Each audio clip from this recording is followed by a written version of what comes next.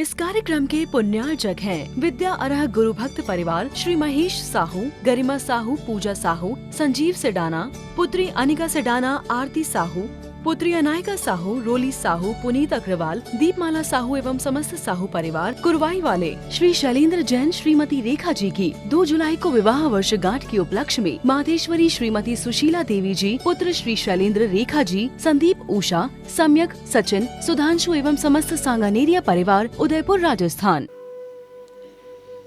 संसार का मनुष्य साधन संपन्न बहुत हो गया है।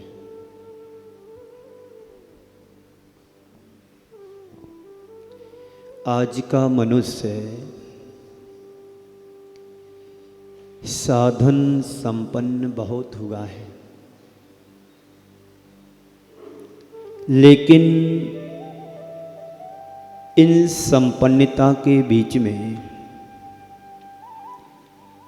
उसकी सुख शांति प्रसन्नता बहुत कम हो गई। जितनी सुविधा उतनी दुविधा। पहले के जमाने में लोग खुले आसमान में शयन करते थे, बीमारियां कम होती थी, दुख दर्द कम होते थे, किसी भी तरह की उनके जीवन में परेशानियां नहीं आती थी। लेकिन आज वर्तमान युग में देखते हैं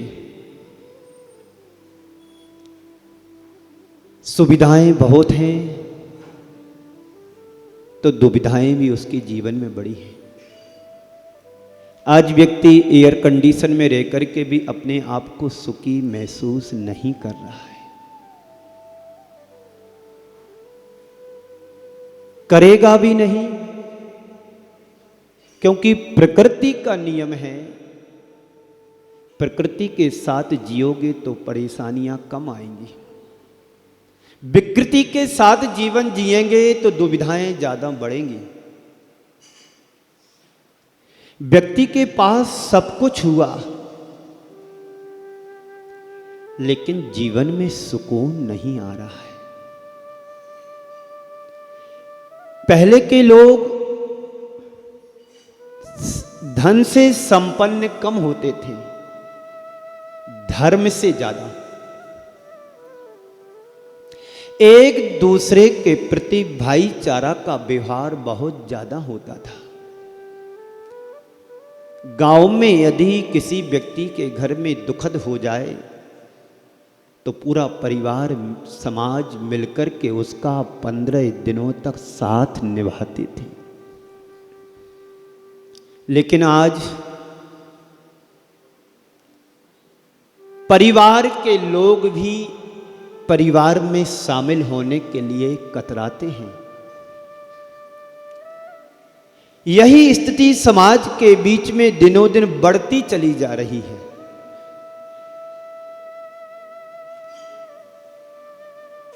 वजह क्या है?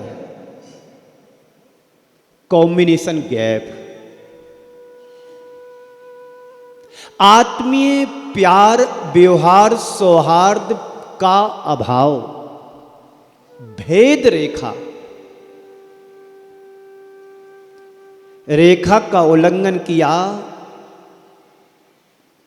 सीता का हरण हो गया। राम ने गलती की, लक्ष्मण ने भी गलती कर दी, और लक्ष्मण ने गलती की तो सीता ने भी गलती कर दी। एक घड़ा यदि उल्टा रखा जाता है तो जो भी घड़ा रखा जाएगा सिर्फ केवल सीधा नहीं, उल्टा ही रखा जाएगा। कभी आपने जमा करके देखा? सीधा घड़ा रखा जाएगा तो उस पर सीधे घड़े रखे जाएंगे, और यदि उल्टा भी रखा गया तो उल्टे ही रखना पड़ेगा, सीधा नहीं टिकेगा। ऐसी ही स्थिति आज हमारे समाज के बीच में धर्म के साथ हो रहा है। धर्म हमारे लिए व्यवहारिकता से जीवन सिखाने के लिए प्रेरणा देता है, चलने का रास्ता बताता है। लेकिन करें क्या? देश काल की परिस्थितियां कुछ ऐसी ही निर्मित हो रही हैं कि सबकी बुद्धि भ्रमित हो रही है। लोगों की बुद्धि भ्रमित हो ही रही है, लेकिन बुद्धि को भ्रमित कराने वाले तथाकथित लोग भी हमारी समाज में जन्म ले चुके हैं, क्योंकि अपनी महत्वाकांक्षा के कारण व्यक्ति एक दूसरे को अपनत्व का भाव भूल रहा है। एक जमाना था वसुदेव की कुटुंब की युक्ति चरितार्थ होती थी, परिवार तो मेरा है ही, लेकिन समाज भी एक परिवार हुआ करता था। आज मोहल्ले के लोग, पड़ोसी भी एक दूसरे को पहचानने में समर्थ नहीं हैं। क्यों? आत्मीयता दिनों दिन घटती चली जा रही है। जहां पूरी समाज में एक जिनालय, एक मंदिर, एक चैत्यालय हुआ करता था, आज हमारी ईगो के कारण एक मोहल्ले में 2-2, 4-4 जिनालय बनने लगे हैं। हमने धर्म को बांट लिया, हमने समाज को बांट लिया, हमने मंदिरों को बांट दिया और हमने परिवारों को बांट दिया। इसलिए संसार में आज हमारी समाज की भेद रेखा बढ़ चुकी है, कॉम्बिनेशन बढ़ गया है, कॉम्बिनेशन गैप हो गया। एक दूसरे के आत्मीय सौहार्द को बढ़ाने के लिए, पुनः स्थापित प्यार और प्रेम को स्थापित करने की, व्यक्ति का व्यवहार बदला, जीवन बदल गया, विचार बदल गए, रहन सहन बदल गया, सब कुछ बदला। लेकिन जो बदलना था वो नहीं बदला। क्या बदलना था? बुराइयों को बदलना था संस्कारों में। आज हमारे बच्चे मंदिरों में दिखते नहीं हैं, उनके ऊपर पढ़ाई का इतना लोड दे दिया, प्रेशर दे दिया कि तुम्हें सिर्फ पढ़ना है, कैरियर खड़ा करना है। व्यक्ति ये सोचता है कि मेरी पढ़ाई कैसे अच्छी हो, मेरा व्यापार कैसे बढ़े। कभी ये सोचा आपने मेरे जीवन में संस्कार कैसे बढ़े?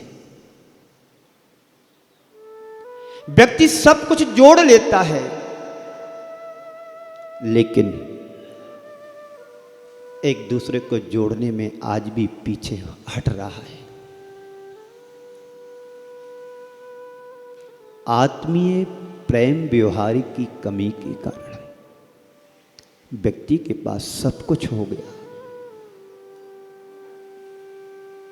लेकिन प्रसन्नता उसकी घट रही है। उसके पास सब कुछ है, सुकून नहीं मिल रहा है। सारी सुविधाएं हैं, लेकिन मन में मुस्कान नहीं है। आप लोग भी यहां बैठे हैं, पैसा भी है, मर्तबा भी है, लेकिन सुकून नहीं है, सुख और शांति नहीं है। सारी जिंदगी व्यक्ति सुकून पाने के लिए, सुख शांति पाने के लिए, समृद्धि पाने के लिए दौड़ लगा रहा है। सुबह से शाम तक जॉब पर जाता है, फील्ड पर जाता है, बिजनेस व्यापार के लिए अपने घर का भोजन भी छोड़ देता है। किस लिए? पैसा, पैसा, सिर्फ ओनली पैसा चाहिए। संत कहते हैं पैसे की भी सीमा होती है, कितना चाहिए। मैं आप लोगों से एक सवाल करता हूं। भूख लग रही है ना? हाँ बोलो, आवाज आना चाहिए। भूख लगी है, रोज का अनुभव है ना? भूख लगती है तो कम से कम 4 से 5 रोटी तो एक सामान्य व्यक्ति खाता ही खाता है ना?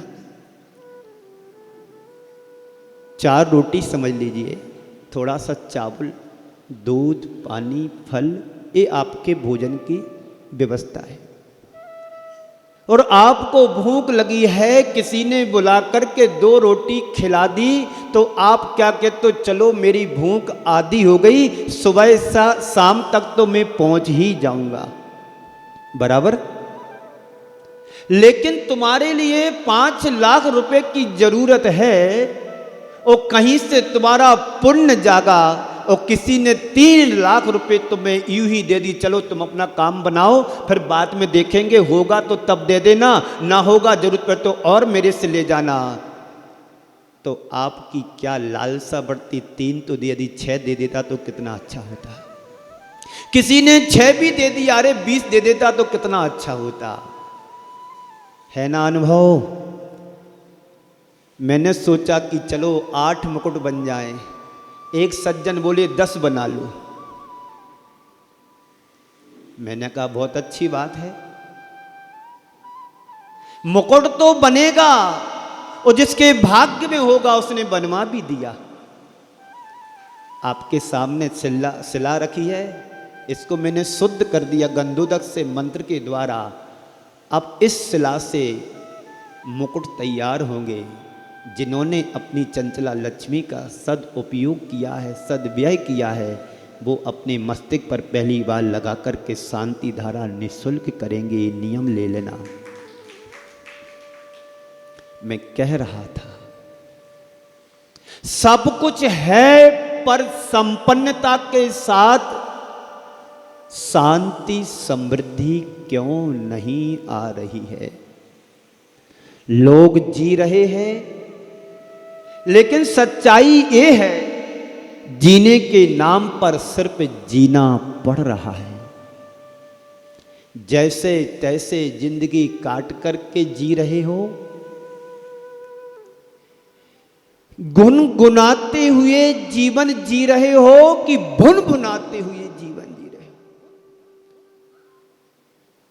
अपने अंदर झांक करके देखो कि मेरी जिंदगी लाइफ स्टाइल क्या है। बहुत कम लोग हैं आज के समय में कि अपनी जिंदगी की शुरुआत भगवान के नाम से शुरू करते हैं। बहुत सारे लोग ऐसे हैं नहा धोकर के फील्ड पर जॉब पर चले जाते हैं, भगवान की तरफ नहीं आते हैं। उनकी सारी जिंदगी पशुवत बन रही है। एक बार पत्थर शिल्पी के हाथ लगा, मूर्ति भगवान बन गई। इंसान 1000 बार मंदिर जाने के बाद भी आज इंसान नहीं बन पाया। कारण क्या? समर्पण का अभाव। नदी के किनारे चट्टान पड़ी थी। लोग उस पर कपड़े फींचा करते थे। लोग आकर के उस पर बैठ कर के नहाया करते थे। लोग आकर के ताश पत्ता उस पर खेला करते थे। एक दिन वहीं से एक शिल्पी निकला। शिल्पी की नजर उस चट्टान पर पड़ी। देखता है कि ये चट्टान तो बड़े कीमती और काम की है। उसने उस चट्टान को नदी से निकाला, अपने कार्यशाला में ले जाकर के उसकी पूजन पाठ की और उसको तराशना शुरू किया, तराशना शुरू किया, तराशना शुरू किया। उस चट्टान के अंदर जितने अनावश्यक तत्व था, विकृति थी, उसको धीरे धीरे उसने हटा करके एक दिन मूर्ति का रूप निखर आया। और वही एक दिन मूर्ति भगवान का रूप लेकर के आप उसे पूजने लगे। आप सारी जिंदगी से मंदिर के दर्शन कर रहे हैं। जब से आपने होश संभाला तब से आप भगवान की पूजन पाठ और प्रक्षाल कर रहे हो, लेकिन हमारे अंदर वो पात्रता अभी तक क्यों नहीं आई है? मैंने भगवान की पूजन तो की, श्रद्धा पूर्वक नहीं किया। भगवान का दर्शन किया निज, लेकिन श्रद्धान पूर्वक नहीं किया। रूटीन में आ रहा है, सो मैं कर रहा हूं, दुनिया क्या कहेगी, इसलिए मैं मंदिर जा रहा हूं। अरे आप मंदिर नहीं जाते हो, आप पूजन नहीं करते हो। आपने रूटीन में बना लिया कि मुझे मंदिर जाना है, दर्शन करना है, पूजन करना है, लेकिन इसका उद्देश्य क्या है? उद्देश्य हमारा आत्मा का कल्याण करना है, जीवन में सुख शांति समृद्धि की प्राप्ति हो।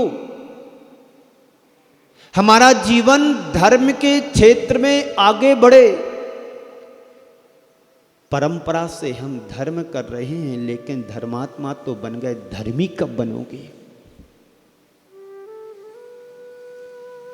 तो जैसे तैसे तुम जिंदगी काट रहे हो, या कि खुशियों से भर कर के जीवन को जी रहे हो, या जीवन जीना पड़ रहा है? अपने मन से पूछो, अपने अंदर झांक कर के देखो। किसी से पूछो भाई कैसे हो, किसी से भी पूछो भाई तुम कैसे हो, बोले मजे में है। थोड़ी गहराई में जाओ उसके, श्याम जी से पूछो भाई कैसे हैं आप, महाराज आपका आशीर्वाद है।